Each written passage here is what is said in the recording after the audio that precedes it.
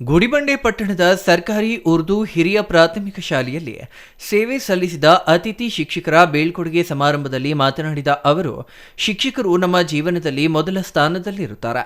ಪ್ರತಿಯೊಬ್ಬ ಸಾಧಕನ ಸಾಧನೆಯ ಹಿಂದೆ ಓರ್ವ ಶಿಕ್ಷಕ ಇರುತ್ತಾನೆ. ಈ ವಿಷಯವನ್ನ ಯಾರೂ ಮರೆಯಬಾರದು. ತಮ್ಮ ಇಡೀ ದಿನವನ್ನ ವಿದ್ಯಾರ್ಥಿಗಳಿಗೆ ಶಿಕ್ಷಣ ನೀಡುವಲ್ಲಿ ಮೀಸಲಿಡುತ್ತಾರೆ. ಅವರ ನಿಸ್ವಾರ್ಥ ಸೇವೆಗೆ ನಾವೆಲ್ಲರೂ ಚಿರಋಣಿಯಾಗಿರಬೇಕು. ಇನ್ನು ಅತಿಥಿ ಶಿಕ್ಷಕರಿಗೆ ಕಡಿಮೆ ಗೌರವಧನ ನೀಡುತ್ತಿದ್ದು, ಅವರು ಸಹ ಉತ್ತಮ ಸೇವೆ ಸಲ್ಲಿಸಿರುತ್ತಾರೆ. ಅವರಿಗೆ ಸರ್ಕಾರಗಳು ನೀಡುತ್ತಿರುವ ಗೌರವಧನವನ್ನು ಹೆಚ್ಚಿಸಬೇಕು ಎಂದರು. ಎಲ್ಲರಿಗೂ ನಮಸ್ಕಾರ. ಏನಿವತ್ತು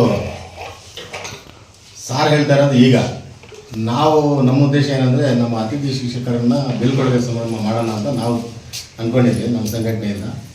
ಸಾರ್ ಹೇಳ್ತಾ ಇರೋದು ಈಗ ಗೊತ್ತಾಗ್ತಾ ಇದೆ. ಅದು ಒಂದು ದುಃಖದ ವಿಷಯನೇ. ಯಾಕಂದರೆ ನಾವು ಹೆಂಗಿದ್ವಿ ಏನು ಅಂತ ಎಲ್ಲರಿಗೂ ಗೊತ್ತು. ನಮಗೆ ಸಾರ್ ಎಷ್ಟು ರವೀಂದ್ರಗೌಡ ಸರ್ ಎಷ್ಟು ಸಹಕಾರ ಕೊಟ್ಟಿದ್ದಾರೆ ಪ್ರತಿಯೊಂದು ಕಾರ್ಯಕ್ರಮ ಮಾಡೋಕ್ಕೆ ಸಂಘಟನೆಗೆ. ನಮ್ಮ ಸಂಘಟನೆಯಿಂದ ಬಂದು ಇಲ್ಲಿ ಹಲವಾರು ಕಾರ್ಯಕ್ರಮಗಳನ್ನು ಮಾಡಿದ್ದೀವಿ. ಆದರೆ ಅವ್ರ ಸಹಕಾರ ಇಲ್ಲದಿದ್ದರೆ ನಾವು ಮಾಡೋಕ್ಕಾಗ್ತಾ ಇರಲಿಲ್ಲ. ನಮಗೆ ತುಂಬ ಸಹಕಾರ ಕೊಟ್ಟಿದ್ದೀರಾ.